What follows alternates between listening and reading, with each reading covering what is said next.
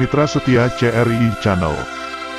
Pada kali ini CRI Channel akan membawakan cerita dengan judul kalimatnya Asal-usul Desa Cangkol Tukdana Indramayu.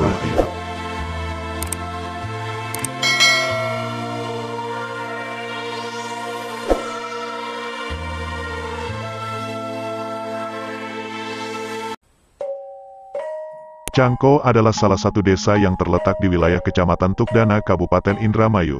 Desa ini dipercaya didirikan pada sekitar tahun 1900-an, abad ke-19. Tokoh yang disebut-sebut sebagai pendiri desa ini adalah Ki Rasijan, seorang harismatik yang dituakan. Cangkol menurut penuturan penduduk setempat berasal dari kata cangkol, yang mempunyai makna tertambat, tersangkut, akan tetapi karena pergeseran pelafalan pada kemudiannya kata cangkol, lama-kelamaan berubah menjadi cangko. Adapun latar belakang diambilnya kata cangko untuk menamai desa yang bersangkutan diakibatkan oleh suatu peristiwa yang terjadi di desa itu. Secara geografis, Cangkol merupakan desa yang terletak di bantaran Sungai Cimanuk.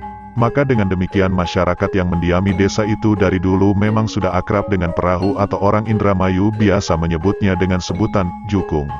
Pada mulanya jukung-jukung di Cangkol terbuat dari bambu yang disusun sedemikian rupa, sehingga bisa dijadikan alat transportasi sungai.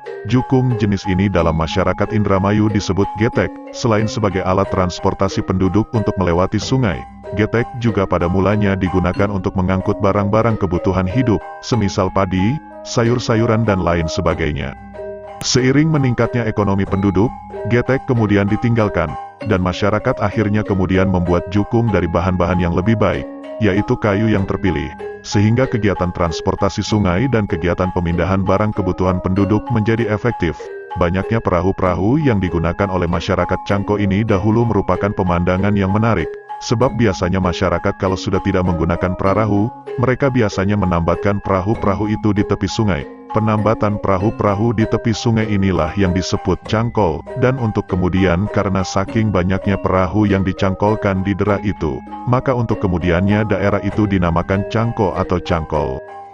Meskipun demikian ada juga yang berpendapat bahwa kata cangkol muncul berkenaan dengan musim penghujan. Pada musim penghujan biasanya debit air sungai Cimanuk meningkat.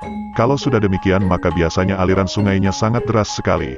Derasnya aliran sungai ini kadang menghantam getek-getek, rakit atau jukung, perahu, yang ditambatkan, sehingga banyak di antara getek-getek tersebut hanyut.